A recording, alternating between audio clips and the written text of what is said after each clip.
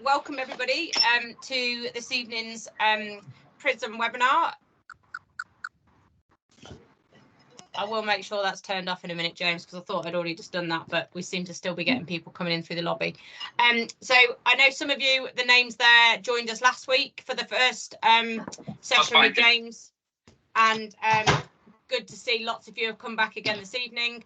I know there's quite a few which have messaged to say they've already got things on this evening or other meetings, so they will catch up with the recording afterwards, which is great. And as we go through this evening, if you've got any questions or queries for James, do type them in the chat, and then I'll bring them in as James is going through this evening, or if we think it's best, if I think it's best to leave till he's finished presenting, then I'll bring it in at that point. So James, I'll let you just give yourself a little introduction. I know some of them have obviously heard you from last week, and then let you get away with your session tonight upon feed production and utilisation within beef and beef production systems. That's grand, Katie. Can you see that okay? Yep. Right, folks. So if I just go for that and select my pointer. Welcome back. For those that were here last week, for those that weren't, my name is Dr. James McCachern. I'm a lecturer in beef production systems here at Harper. I was initially a sheep farmer from Northern Ireland. My sister still is. In terms of what I do, I pretty much teach beef production systems, dairy as well, anything nutrition related. My primary research interest, it has to be said, would be in the area of disease diagnostics. If I were to summarize what I do in a sort of easy manner, it would be hypothetically, if your child was at university and taking cocaine, I developed tests that would pick it up, but specifically for animals. So I work particularly in animals, so I'm interested in tests for diseases or new diseases or different diseases, so things like subacute ruminal acidosis, Johne's disease, TB, things like that. But I also do this ruminant nutrition stuff. So, I mean, in terms of the questions and answers that we had floating around from last week, I had some that I said I would come back and answer later. So to just get those out of the way, there was one on Wagyu, which I have got a response to, Katie, but I will email that one because it's very, very specific. Someone asked me, whenever you substitute something like soybean meal for rapeseed, the principle being that rapeseed has a lower carbon footprint and associated land use change. One of the questions was, rapeseed obviously has a lower ME. Would that affect the diet much? The answer to that one would be varied. If you're feeding a diet which has a relatively oversupplied protein content, you can substitute in your rapeseed and then probably counterbalance with a little bit of some other grain, which would leave you with a lower protein content but the same live weight gain. I've just lifted a barley there, a maize-based diet, or one of our diets, and just substituted directly, so no counterbalancing. And because soya makes up such a small percentage of that diet, the overall ME changes from 11.95 to 11.996. So in other words, barely biologically relevant on a total dietary basis for that one. Someone asked me about Harper's intensive beef system. What is our concentrate use? Whilst I was rummaging through my files, I can tell you that our in-spec percentage is 96%, which I didn't realize it was that high currently, just as a by the by. So that would be any animal that meets base price or above, currently running at 96%. Now, in terms of our concentrate use to slaughter, I haven't been able to use last year for the simple reason that we've ran a long-term study which has upset the numbers. But if I take this coming year as predicted, we are due, depending on what the maize comes in over the next few weeks, or currently coming in, has come in, is going to come in. We plan to feed 58% maize, 21% barley, and 20% protein blend, which would be rapeseed meal, from 150 to 500 kilograms. We will vary the protein blend on that and increase it during the growing phase, but that gives us roughly about 1.1 tons of concentrate use per head predicted.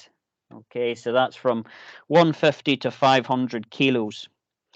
In terms of the economics, I am asked to predict that at our values, so what Harper would currently be paying for feeds if we were buying them in. And we have a predicted margin for every kilogram of live weight gain of 81 pence for the finishing phase and £1.44 for the growing phase. Someone asked me last week as well, what's wrong with feeding straight maize? I said nothing, and I still agree with that. There is nothing wrong with feeding straight maize with a little bit of protein and a little bit of barley or something like that in there. But just as a demonstration, you can start to pull that protein blend as a result of throwing in a little bit of grass silage or a little bit of red clover in there. Okay, and to give you an example of how much that would influence the situation, if you were to do that for the diet that I've just mentioned, your margin over feed would jump from £1.44 to £1.54 for the finishing phase, and then up by 20p for the growing phase. Okay, I realize that's a lot of numbers, but that's just generated from some of the questions last week. James, can I ask another question? Oh, I knew it would generate more questions than answers, but yes, fire away, Katie. Mike Powley's asked, what's the average carcass weight and age, please? Average carcass weight, I knew I should have worked that out. The carcass weight of our heifers, off the top of my head, is just in the boundary at 264, roughly 263, 264 off the top of my head. I haven't got it to hand. For our steers, at the minute, we're taking them to 600 kilograms live weight, but I am considering dropping that down. So I haven't got average carcass weights for the current group because the first batch is about to go in the next couple of weeks. And you wanted grade as well? No, not necessarily grade. It was age and weight. Oh, sorry, age. Yes, the heifers will be, I'll come to that in a second. It's actually on a slide here. The heifers are going at 12 to 13 months. The steers are going a little bit heavier at 14 to 15 months. So basically your difference between 500 kilograms live weight for the heifers and 580, 600 for the steers. And your heifers are killing at fat class 3 plus 4 minus. Your steers are about 2 plus 3 minus in that scenario. And I have one more question, and then I'll let you carry on with your presentation. Yep. Why is all soya seen as bad in terms of environmental issues? Is it not just soya produced in areas where deforestation happens that has a negative environmental impact? I wonder, was that person there last week? Soya. I covered this last week about soya. The majority of carbon associated with soya is associated with land use change. So, for example, it takes about 600 kilograms of carbon to grow rapeseed. It also costs about 600 kilograms of carbon to grow soya. The difference between the two is the land use change. So, when somebody warms up their chainsaw, saunters into the Brazilian rainforest and decides to cut down a tree, that change in land use as a result of organic matter loss above the soil and below the soil, because you'll have some organic matter loss below the soil to add into that, is added to a feed as land use change. Now, the bit about land use change is I get very annoyed about land use change for the simple reason, if you look at it cynically, it's the West offloading its emissions on less economically developed countries.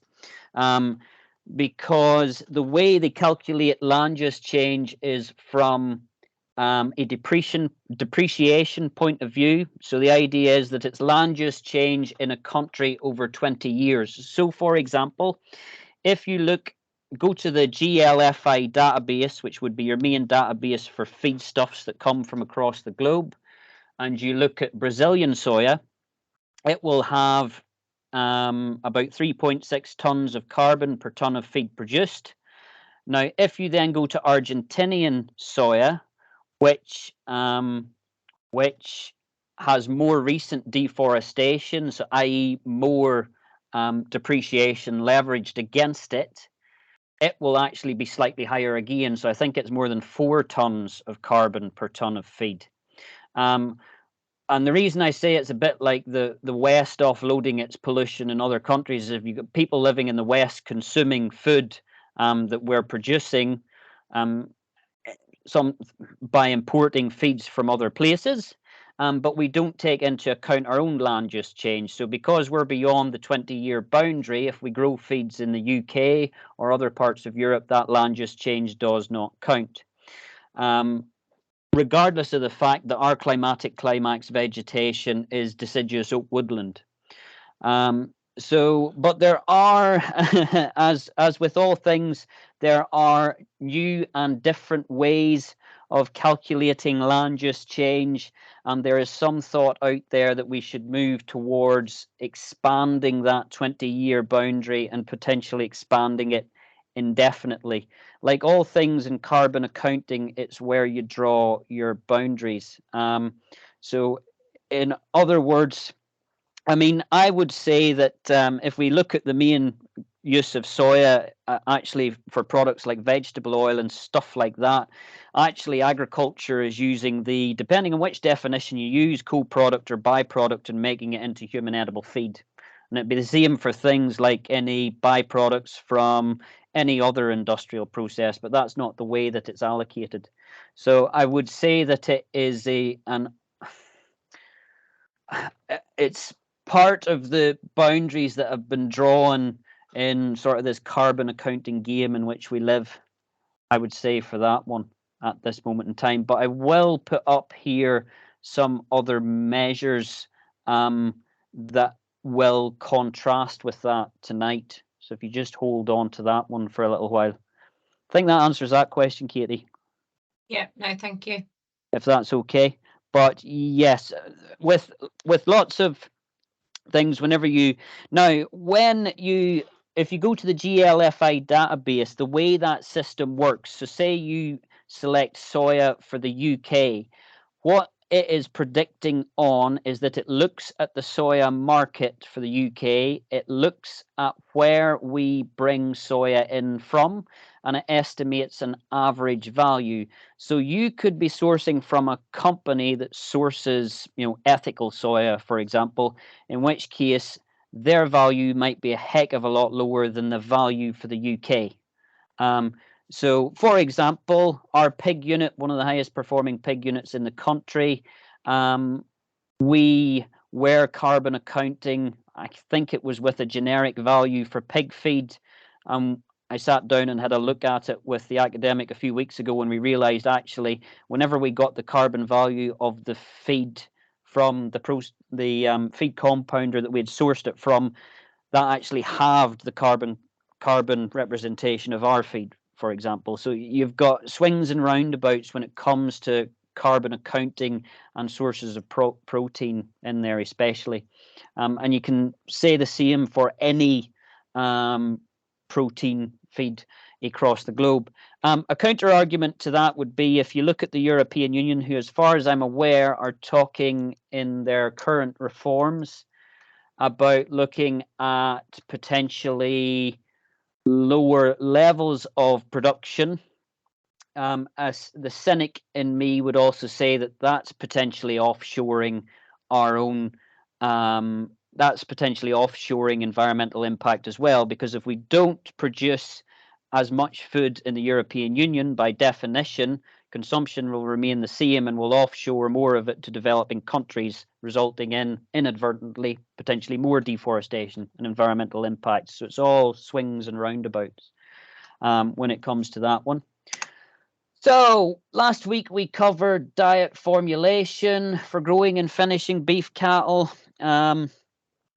This week I'm going to focus on feed production and utilization. Specifically, the main topics I have are the use of legumes and the effects of silage quality, especially in beef production systems.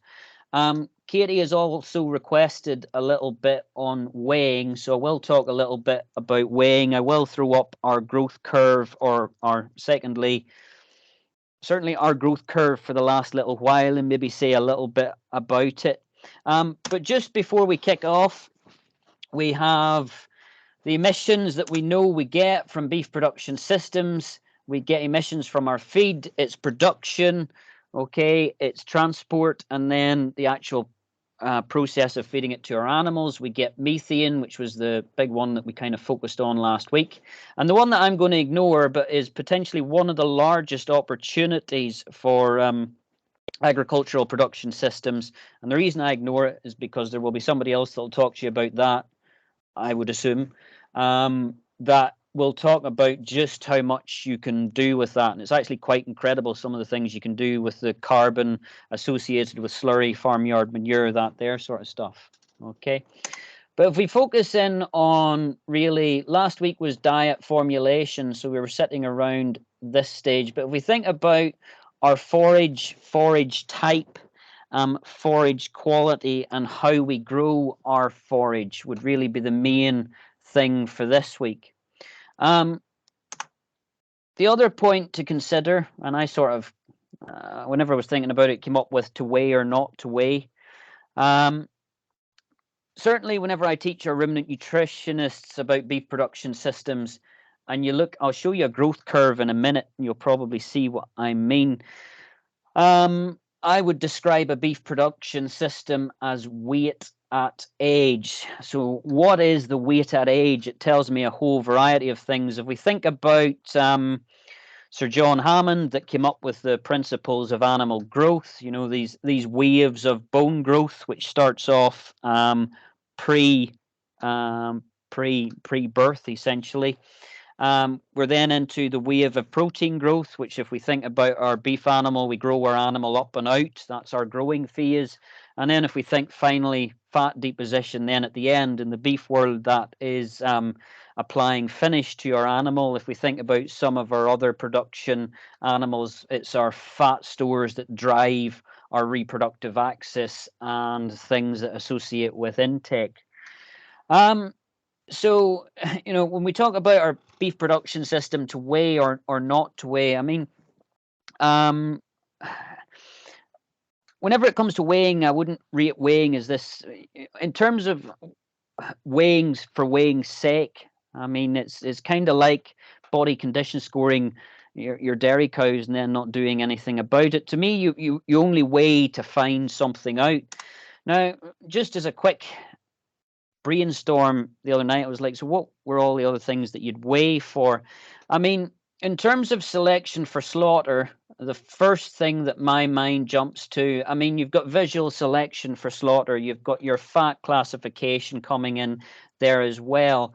But one of the easiest things in there is what's the actual weight of the animal and what's its age, because the weight of the animal and its age tells me roughly as well what the growth plane of that animal is. So, for example, a British Blue in our system at 12 months of age, weighing 500 kilograms, will have a different proportion of fat to a British Blue that we grew slightly slower to hit 500 kilograms at 15 months of age. So it tells you a variety of things. It tells you roughly what plane of nutrition that animal has been on cumulatively through its life, as well as roughly what body composition am I going to get in there. So, for example, off the top of my head, and if you asked any of our technicians down in the yard, for the diets that we feed at the minute, the growth rates that we grow, when will our heifers be ready? They will say 490 to 530 kilograms.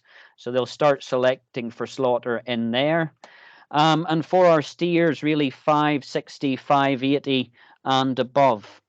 So the first thing I would put in there is actually selection for slaughter. The other thing that I would use weighing for is actually accuracy of diet formulation, which to weigh or not to weigh. For concentrate diets, diet formulation should be spot on. It shouldn't be that far out, within reason. Where that becomes an issue is forage-based diets. And what you've essentially got is if you're evaluating a diet by NIR, that NIR is calibrated against a database. If you're producing a grass silage or a maize silage, for example, if you think about the range of your NIR calibration, might be that. If you produce a silage that's at the very extremes of those ranges, so i.e. very wet or in particular very dry, you tend, or very different in terms of pH, what you tend to get is quite a modified fermentation process whenever you ensile that forage. So although you've analyzed it by NIR and that gives you an ME and a protein value, those can be widely or massively out, particularly for forages that are either excessively dry or excessively wet. And so one of them would be if I was feeding, certainly whenever I feed, and I'll come to our maize in a second, but if I'm feeding something like a grass silage based diet, I would use live weights after I've started feeding it. If you think, and you'll see it in a second, an animal takes roughly about 7 days to adapt to a diet, but residual adaptation probably takes somewhere around a further 2 weeks. So you've got 3 weeks total to adapt from one diet to another, and then that animal moves off again. So what you really want is you want that animal to grow at the rate that you've formulated to. So for example, if I formulated a diet which contained a forage, I would be very interested in the growth rate sort of 2 to 3 weeks after I've put that animal on the diet. If it grows better than formulated to, I don't really care, if I'm honest. I mean, if my NIR is out for if my NIR is out for the forage and it's growing too well, so what? Happy days. But what you don't, or what I don't want, is I don't want an ME value in a forage that's misrepresentative, that results in a very low growth rate. And if you're not weighing, you don't pick that up for a long period of time. And indeed, if you do your back calculations, you can actually work out what the ME of the forage is from the growth rate. So you can then reformulate accordingly to get what you want out of that one. Problems with health, I'll come to in a second, because I've probably got a demonstration of that one here. And I would say performance during phases where compensatory growth is unlikely. So baby calves, our little baby calves, as they swap over from becoming essentially a monogastric animal to a ruminant, are very, very sensitive to, we would call it, weaning stress. Okay. Now, biologically, what's going on in that animal? Well, if you think about it, they're pulling the plugs out of one type of metabolism and plugging it into the rumen to swap over to essentially living on forage. So you're swapping from milk and you're swapping on to a forage-based diet. Now, compensatory growth, or where you get compensation following periods of depression, is a process that in growing and finishing cattle we're all relatively used to, happens all the time, tends to peak roughly around about 6 to 9 months of age biologically. So if you think of it as a teenager having a growth spurt, so in other words, they don't grow that well for a while and then suddenly take off. Now, compensatory growth will occur during either following periods of ill health, following a stressor, for example, transport, or through nutritional suppression. So you could feed them a low energy, low protein diet and grow them slightly slower. In Australia, it'd be looked at as a measure for drought resistance. But the thing about little baby calves is that whilst you're in the process of swapping them over during weaning from a milk diet to a forage-based diet, is that metabolism that controls compensatory growth has not got the capacity to keep track of the changes that are going. So that means that if you lose live weight or a lot of live weight around those early months of age, you tend not to get it back. So the animal will not compensate. So I would always have that time as one of the very high risk areas that you might want to weigh and check animal performance. Someone has just asked about, now at the same time, how important is weighing? So, we're going to have an outdoor beef production system. We're going to turn them out in the springtime. Am I going to reformulate diets? No. Certainly not in the first year. Am I going to select for slaughter? Nope. They will be past the early stage where I will be worried. I suppose the only thing I'm going to worry about for the outdoor beef system, certainly in the first year, is have we got any ill health? So when it comes to weighing and frequency of weighing, well, I may as well just weigh them whenever I'm carrying out whatever health plan activity we have to carry out in terms of drenching, etc., etc. Okay, so in terms of frequency of weighing, you've got these high risk regions and zones and things that you can use to manipulate the growth curve. In terms of our growth curve, somebody asked when we kill things. That's what ours looks like. James, can I just ask, what age are you weaning from milk? 6 weeks, I think. It's either 6 or 8. The first thing I was about to say on this part of the presentation is that I have very little to do with the calf rearing. I only see them whenever they come in. They come from a different part of the site. But I think it's 6 weeks off the top of my head. Okay, thank you. Which brings me to this point. Okay, so this is a typical performance diagram that we have here.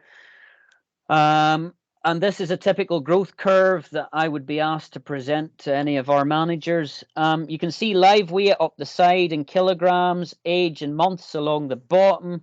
You've got our steers as the little blue triangle. You've got our heifers in that one. You can see that our growth curve is actually quite uniform. It's very much like a straight line. In terms of what live weight are we finishing at, you can see that here I've marked on, we're finishing our heifers at the minute just upwards of 490, 500 kilograms, somewhere around there. We're then finishing our steers, potentially depending on how they grow, up to 650, but mostly down around 600 kilograms. Okay. You can see here that at this point in time, we were weighing every 2 weeks. The reason that we were weighing every 2 weeks is because the experiment that we were running at the time required it. Okay. But the things that jump out at me here in this curve, and did jump out at me on the day, is our calf rearing enterprise average daily gain. So again, I've literally got here when they've moved on. So I've just basically drawn a straight line between their predicted birth weight and when they've moved on, 0.72 kilograms per day. Okay, so I'm not exactly all that happy about that. And it was highlighted at the time. So my question would be, I mean, if you go and ask our calf rearers what the problem is, they will say it's the facilities. I will say that it's probably something to do with the creep feed that you're potentially feeding, potentially both. Okay. But we know historically that our calf rearing enterprise is not performing as well as we'd like to. The next thing I'd probably point out here is that between here and here, now, as in calves that move on now, so they've moved on in this green line here. So this is essentially where the beef production system has taken over. Now, the thing that jumps out at me is this is very low. This 1.07 is very low. Now, these animals were essentially being prepped to move on to an experiment up here, and you can see the accelerate off again. Now, what happened in the middle? Well, in this particular case, we had a changeover of manager who forgot to vaccinate, and we had an outbreak of pneumonia. Okay, so unsurprisingly, in this period where that disease progressed through these animals, we get a reduction in average daily gain. Okay, if you look at this curve now, it's a whole lot higher than that. I checked it today, it's about 1.5. So in other words, they're growing from 1.5 up to here, and then 1.5 onwards towards finishing. If you check that now, we actually weigh quite laboriously at this point in time, just to check that they've adjusted to their new diet and they've accelerated off at that point in time. Okay, so you can see the sort of things you can glean from this. What's the performance before they arrived? Where am I heading to? That is very excessive in the middle. So the times I would focus upon weighing are whenever I'm selecting at the end, whenever I might be worried about younger calves in the middle. And if you think about our system here, certainly for this batch of calves, you've lost a period of growth off here that's suboptimal. You've also lost a period of growth for 3 months here that's suboptimal. So you may be trying to catch up at the end, but none of this is ideal. So whenever you talk about weighing, I would say here important to weigh, here important to weigh. In the middle, as long as I know my diet's going to do what I want it to do, doesn't really matter. Okay. Now, James, can I just ask why you're choosing those live weights to kill the cattle at that point? Why those particular live weights? Because I know at the plane of nutrition that we feed on this growth curve, my danger is that I will make my heifers too fat, and my danger with my steers is that they'll be too thin. People might ask why we kill at relatively low live weights. The reason that we kill at low live weights is because we have a 400 cow dairy herd. We are putting in sex semen for our heifers. Therefore, we've got 300 and something beef calves to choose from. The farm would like 300 beef cattle. We currently haven't got that. We probably have capacity at the minute for north of 100, maybe up to 150 across all of the systems respectively.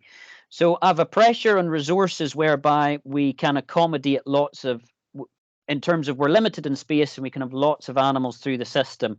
Now, what that means is that when you look at animals up here, so if you see my pointer, when they get towards the latter end of the growth curve, they become highly inefficient. Okay, it takes a lot of kilograms of feed to generate, and you'll see that in the next graph that I show over time, your FCR continually drifts up. So over time, the greater the quantity of feed I need to put into that animal to produce 1 kilogram of beef.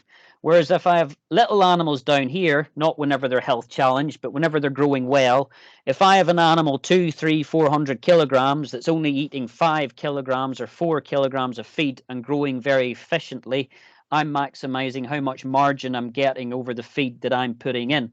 So it's advantageous to Harper Farm to be forcing lots of smaller animals through the system, and the more of them, the better. That's why we tend not to take to large, very high kill out weights, live weights at kill out.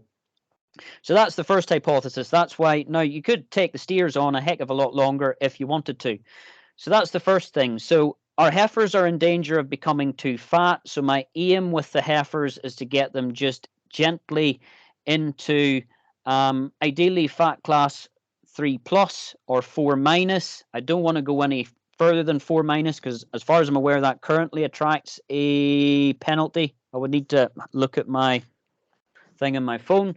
Okay, so I get rid of my heifers then. Remember that heifers lower genetic potential for growth, so at that point in time, their growth rate will be flatlining, their FCR will be going through the roof.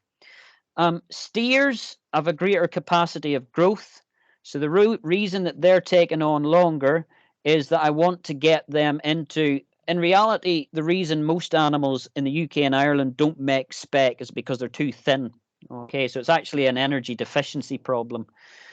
So I want to make sure I get them into at least fat class 2+ for an R grade to make sure I've made it in spec with those as well. So that's why I take them on further, because I know on this growth curve and our plane of nutrition and our live weight gain that I will then be dropping a British Blue Cross steer in at fat class 2+ at probably about 500 kilograms, give or take. We'll actually select them to make sure. I have been taking them up to fat class 3, but the farm at the minute is not happy with their growth rates and FCRs at that time, so they want to bring it down to fat class 2+. So we will be killing them slightly lighter going forward, but that will be pushing the boundary, because once you drop below 2+, you're then into potentially a penalty coming in there as well. So that's where the live weights come in terms of, so when I say weighted age, I mean, 500 kilograms at 12 months of age. So where my pointer is moving is the cumulative energy that animal's been on over that period of time. Now that curve can be shifted. If we dropped this 1.53 down lower, by definition, you'll get them to a higher live weight. By definition, you'll get them to the higher live weight before they lay down the same level of fat. Okay, so you can manipulate your curve accordingly. So for example, if you had less genetic potential growth of breeds, you might grow them slightly slower. I mean, we've done a whole variety of things over the years. We've had Aberdeen Angus, who we've manipulated through different growth curves to try and get different outcomes, different frame sizes, etc., all that there sort of stuff. So that's where our live weights come from in terms of our system and where we want to be at for that one. And do you have much variation in daily live weight gains between the bottom and the top 10% of the groups? Bottom and top 10%. I can tell you that we have animals that grow so fast that they are ready for slaughter months in advance. So we put those through, we in effect cheat. We put those through our own kitchens so we don't get a penalty from someone like ABP. We then have quite a high variation, but in terms of variation for those animals that remain, the heifers will probably sit around a very, very odd one might stray into 14 months. They are incredibly uniform, so you probably got a 3-month window over what they're killing at. If you take off the very, very early ones that we actually put through our own kitchens and serve in graduation day and stuff like that. Okay. So there is a little bit of variation, but it's not all that much. In terms of our grading variation, all of them will be R equals or R minus. In terms of the 4% that haven't made it, those are heifers that graded at O+. So it's either R equals or R minus. Most of them will sit around. So you're talking about a pretty uniform grade coming through there. Now, just mentioning weighing and other things we can look at. I mean, I was looking at these slides, so I thought I may as well. I was talking about FCR there. So FCR is quite simply how much feed we put in versus how much live weight gain that we get out. You can see that, again, I have the FCR. Generically on this graph, the lower the better. So whenever things go very high, that's bad. Whenever they're low, they're good. You can see I have, again, steers as little triangles, heifers as little starry, hexagony things. Unsurprisingly, my steers, if you look across the graph, are more efficient pretty much the whole way along. That is to be expected. If I marked bulls on here, they would be about 30% more efficient again in terms of how efficiently they convert feed into live weight. And you can see this generally trends in an upward curve. Now, in terms of monitoring and management, people don't realize the effect of adaptation. So this bump in the middle is actually where they've just moved from one maize clamp to the other. So that's maize that was harvested in the same year, put in a different clamp, harvested at the same time, actually tested with almost identical chemical composition, but you can see the shift in the fermentation profile here, and it makes the animal so much more less efficient, that transition from one diet to another, or in this case, just from one maize source to another. So if you look at our other graph, they did maintain our live weight, but you had this mass loss and efficiency coming through here. Just as a by the by, I've thrown up what the carbon emissions of the beef unit were at that point in time. That's essentially a snapshot. You can see that we costing us roughly 6 kilograms of carbon total. Most of that was feed. Our enteric was quite low at the time because we were feeding quite a high proportion of concentrate, bedding, and then manure storage coming in there. Okay, so that is kind of my thoughts on weighing. They could be right or wrong, or you could disagree with them. But I see weighing in beef production systems as, you know, have we got any ill health effects? Are we changing diet? Do we want to check the accuracy of a diet?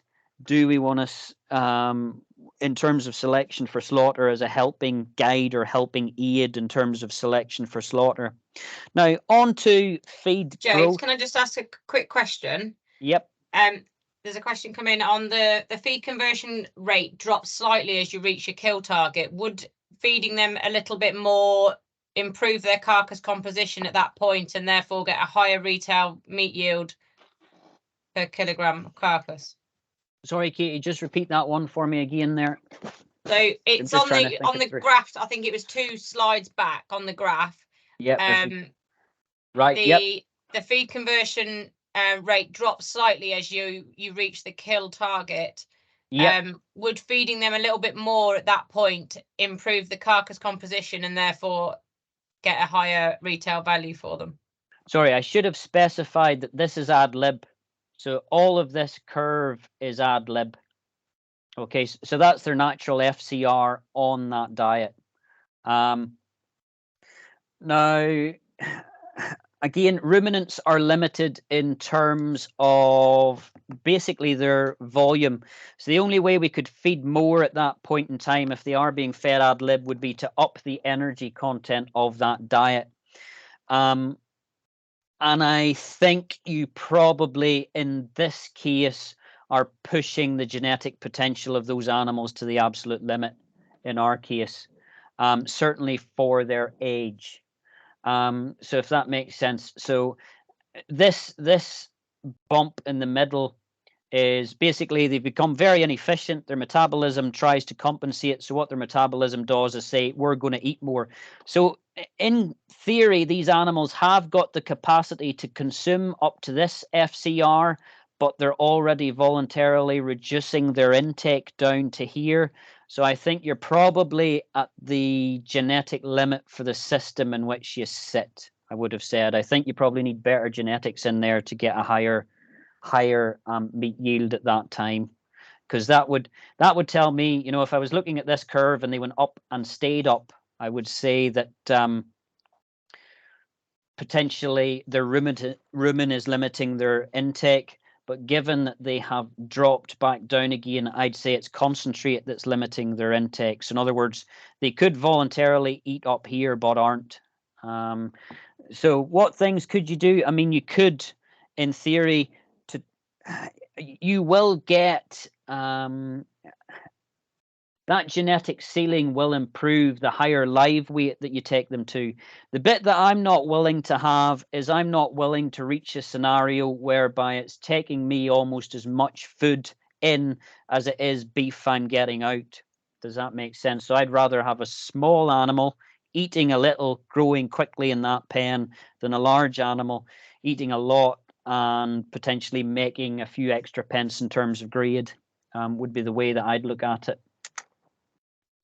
Now, if you were in a different production system whereby you were taking in a production, you know, the real true advantage that we have is that with a continual supply of calves and room constrictions, we can do that. If you were in a batch system, I'd be trying to optimize as much as I can get out of every animal.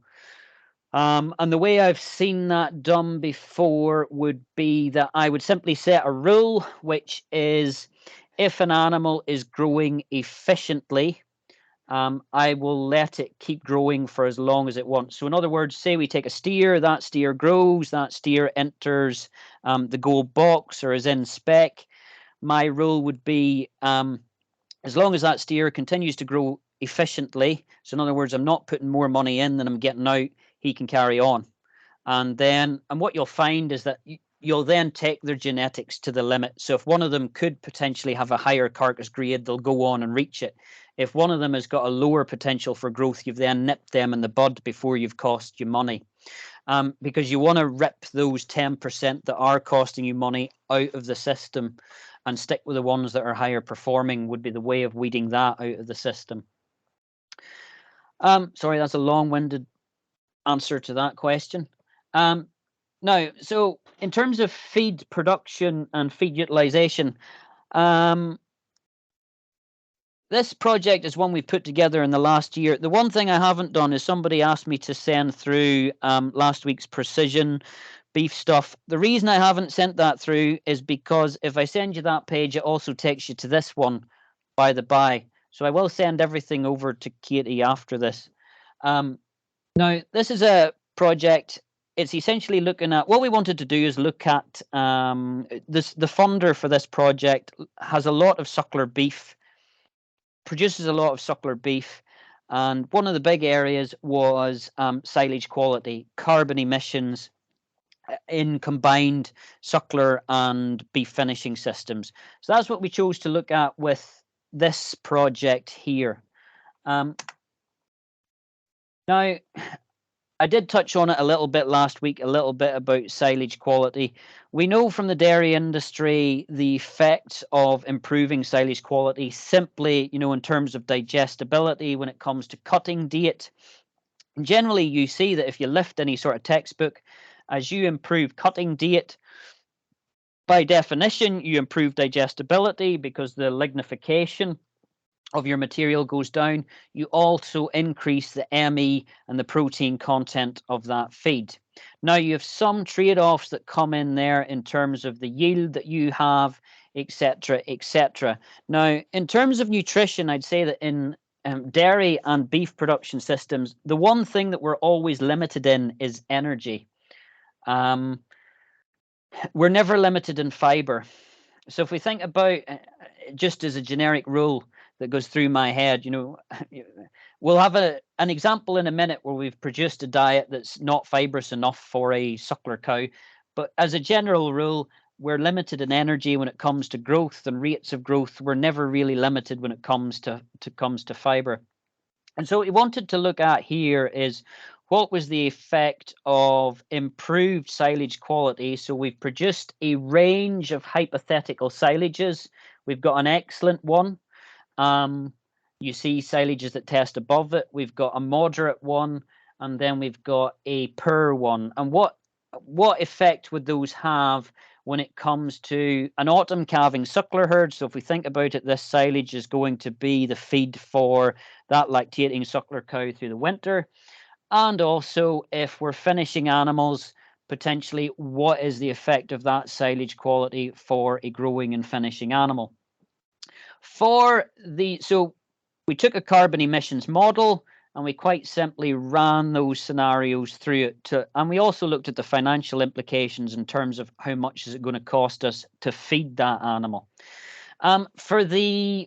We also did a little bit of precision feeding for the growing and finishing system. And by that, I mean we looked at crude protein versus metabolizable protein. Because as we said, we identified last week that we tend to be oversupplying protein in beef production systems. So what's the effect of trying to make that protein use more efficient in a grass silage-based diet as well? So on this table, I just have our hypothetical silages. You go from poor on the left up to excellent on the right. And you can see roughly the characteristics that you would expect to change through these different silages. So you can see that generically, in terms of digestibility, that would be the big one. You can see that 60% for our poor silage stretches up to about 70% for our excellent silage. As we get that improvement, most of the time we see an increase in protein. Protein is the one that I like. The reason I like protein is because if you think about it, protein costs us a lot of money. Okay, so if we're getting extra protein value out of forage by simply improving the quality of our forage, that's a quite good use to us. The other one in there is ME. Okay, so you can see that you get an increase in metabolizable energy in nice round numbers for this hypothetical situation from 9.5 conversely up to 10.5 and 11.5. Now, I'm going to show the carbon and the emissions models as a result of this, and also the finances as a result of this. For the finances, we did take into account differences in the agronomy and costs across those typical different silages, their yields, etc. So all of that should be embedded in the results. We did not assume a consistent cost for the production of all these forages, which would be biased towards the excellent silage. So we'll put that out there. Okay. Now, so the first thing we looked at was the effect of silage quality on a typical 650 kilo autumn calving suckler cow. In this instance, we say she's yielding about 10 litres of milk per day. Okay. And, you know, we fed our grass silage as our base. You've got PUR all the way up to excellent here. And you can generally see that as we've moved from PUR up to excellent, we've had to gradually substitute in more energy. As we move from excellent down to PUR, we've had to gradually substitute in more energy to account for the PUR energy profile of our grass silage. So, for example, with our excellent, it meets our requirements so well that we can actually stick in some chopped straw. Okay. We then also need some straw for our moderate, but by the time we hit our PUR, you can see that we're needing roll barley in there. Okay, so we've got this difference across these three diets respectively. Now, when it comes to carbon emissions, if you add concentrate to a diet, you will force that animal to eat more. If you force her to eat more, her intake will increase. So by definition, the more methane that comes out of the rumen, because of the way it's calculated, will increase. So if you have higher intakes from an animal, the methane release from that animal will be higher based on the way that it's calculated. Okay, so if you think about it, you're essentially trying to lower the dry matter intake of your excellent grass silage and increase that of your PUR. Okay, so if we just add in the next there, what were the dry matter? You can see crude protein down around 10-11%. Fundamentally, we come up against a formulation boundary for our excellent grass silage because it's so high it's difficult to suppress it to the animal's requirements. So we're way up there. Okay, now ME across the different diets, the ME is effectively just taken into account how much that cow is eating. So we've added barley to PUR. So she's going to eat slightly more. We haven't added the straw is going to suppress intake of our excellent grass silage. Okay, so the concentration of ME may be higher, but they're eating less of it. So in terms of diet cost, now this is where I brought into, someone said about soya. One of the ways of expressing carbon emissions is per unit of human edible feed produced, right? So let me put that in context. If I have a pig or a chicken, I feed grain in one side, mostly.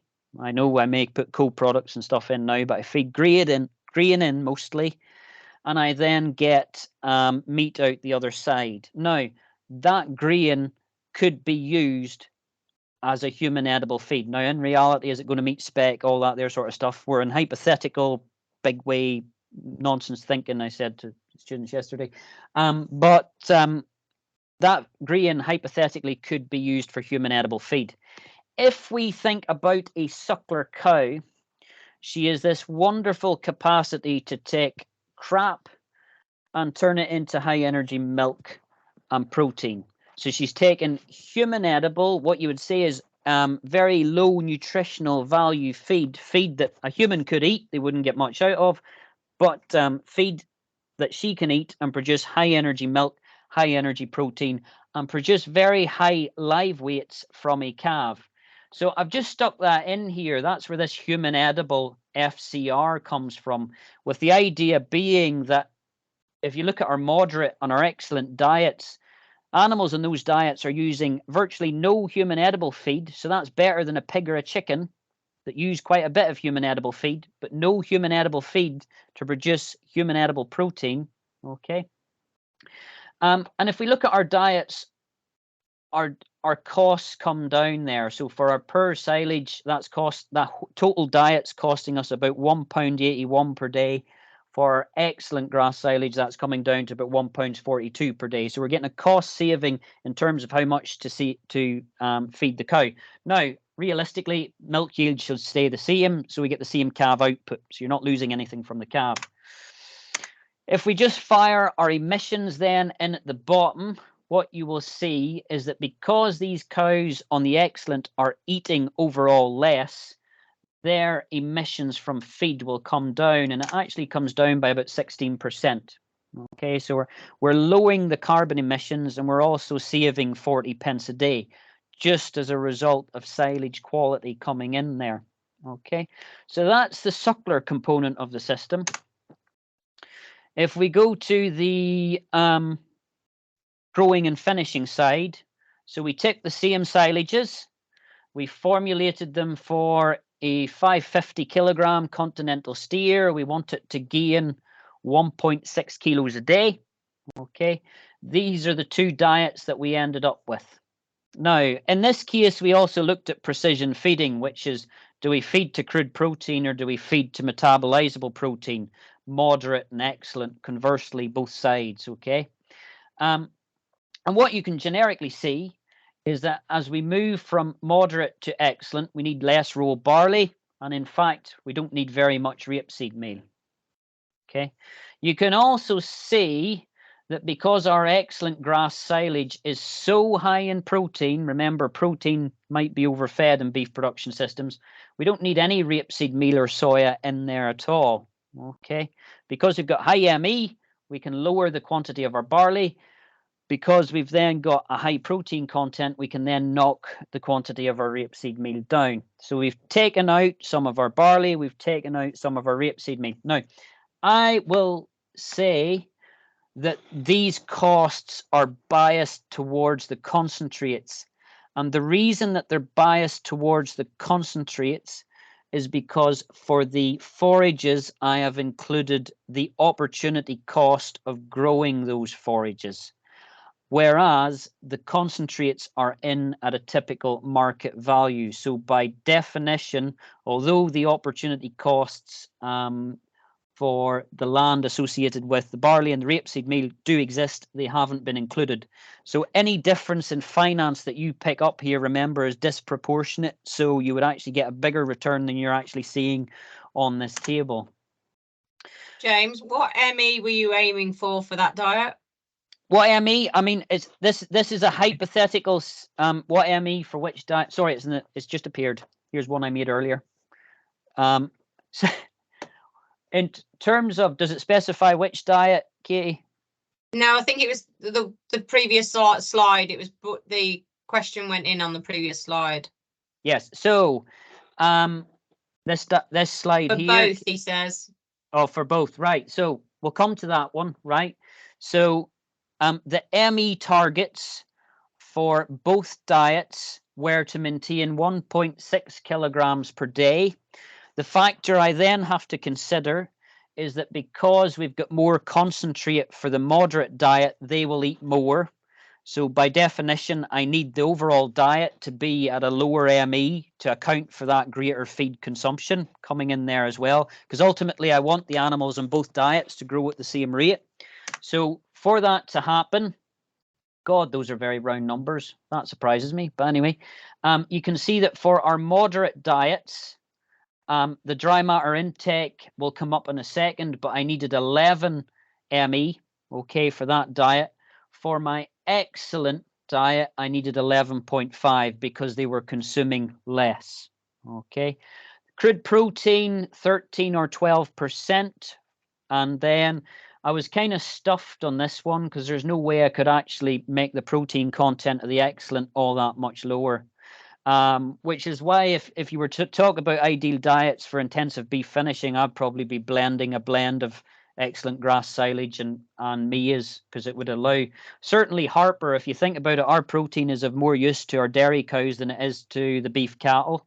So by definition, if I can use more of that in the dairy cows, that and blend in a bit of, so me is naturally a little bit deficient in protein, I can then end up with a diet that's closer to that animal's requirement. So yeah, we've got 11 megajoules of ME for the moderate grass silage, 11.5 for the Excellent.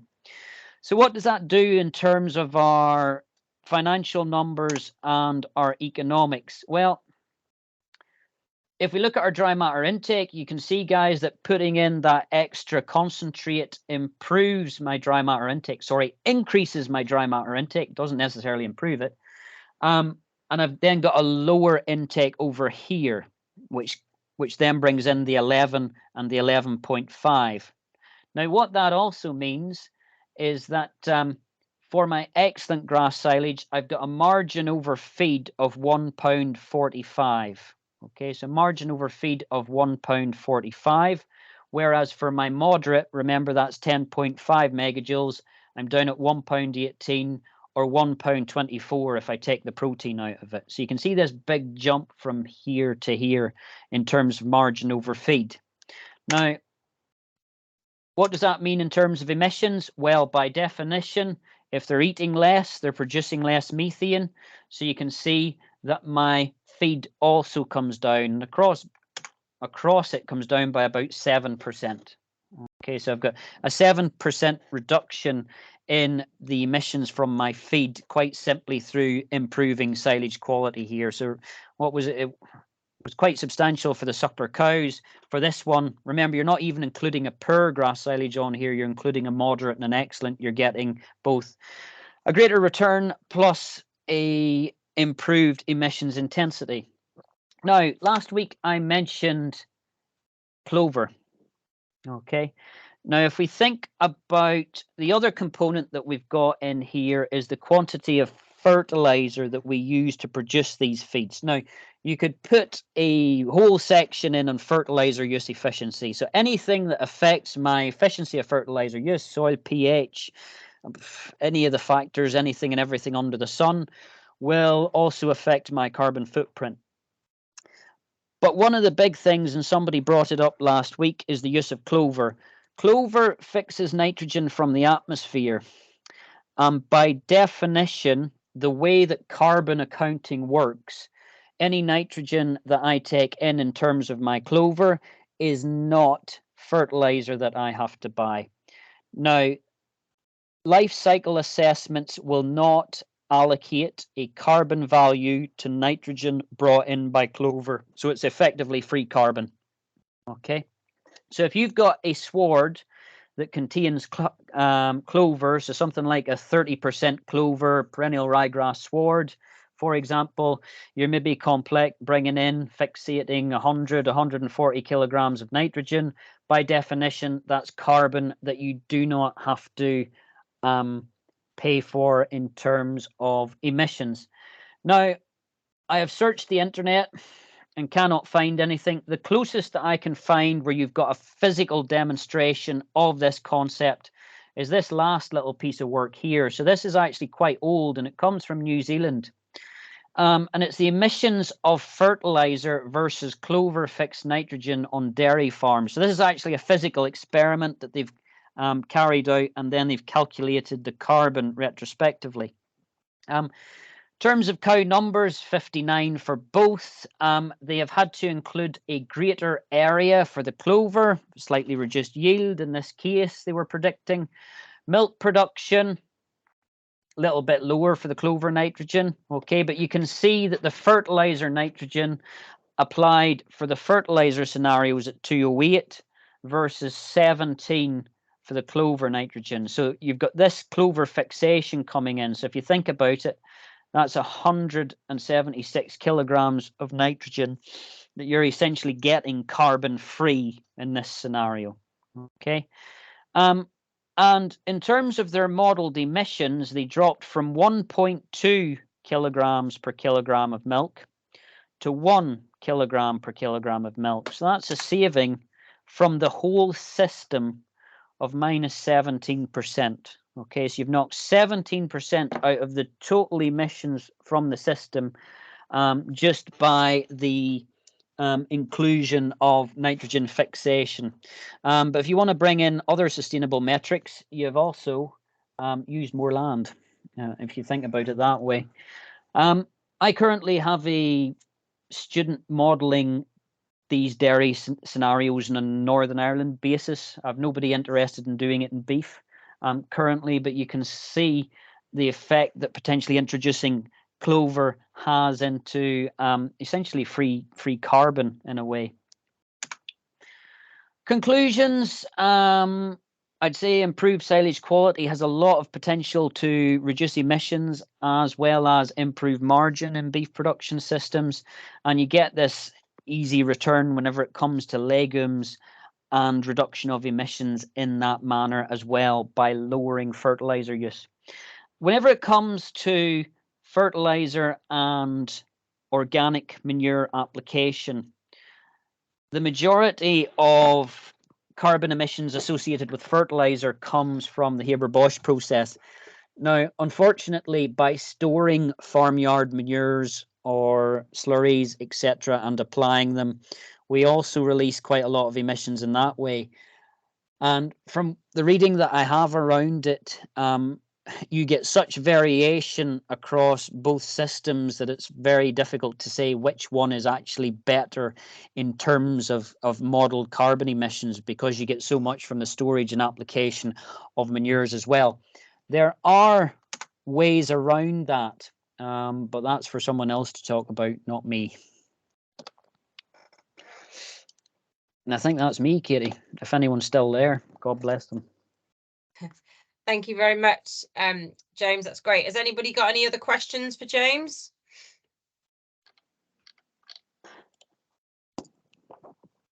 There's lots of people still there. There must be some more questions.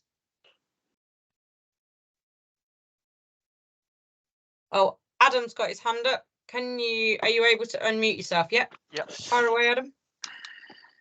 While there's emissions from manures and slurry storage compared to artificial manufacture of fertilizer, the one comes from emissions that was grown from a plant initially, and the others come from fossil fuels you've dug out the ground. So surely one set of emissions is additive and the other set of emissions are circular. Were you here last week, Adam? No, I wasn't, no. Yeah, I did a whole slide on that. Sorry. But yeah, I 100% agree with you. I get annoyed about that. In agriculture, we cycle carbon, whereas other industries take carbon out of the ground and emit it. So it absolutely infuriates me whenever people talk about livestock being one of the biggest emitters of carbon. Now, an argument they might throw back at you is actually we're one of the biggest emitters of methane, which is correct. We do cycle carbon in through photosynthesis and then cycle it back out in terms of methane, and the methane balance of the troposphere is upset. But if you follow the natural cycle of methane in the atmosphere, it should come up against free radicals and gradually degrade into carbon dioxide again, which is the natural process. The thing that prevents that happening is the interference of carbon monoxide from the transport industry. So when somebody says to me, yeah, you're emitting lots of methane and that's causing global warming. No, you're driving your car and that's what's causing global warming, is what is coming in that process. But yeah, I totally agree with you. Absolutely. And it's where those things like human edible feed come in and stuff like that. I mean, for me in agriculture, the big sustainability issues are biodiversity and water quality, actually. I would rate them above net zero in some ways. But unfortunately, legislators don't seem to see it that way. Has anybody else got any other questions? I can hit the wine. You might need to go home first, James. Or just walk home. Yeah. Well, no, thank you very much. If there's no further questions, I'd like to thank James for obviously sharing his knowledge with us this week and last week.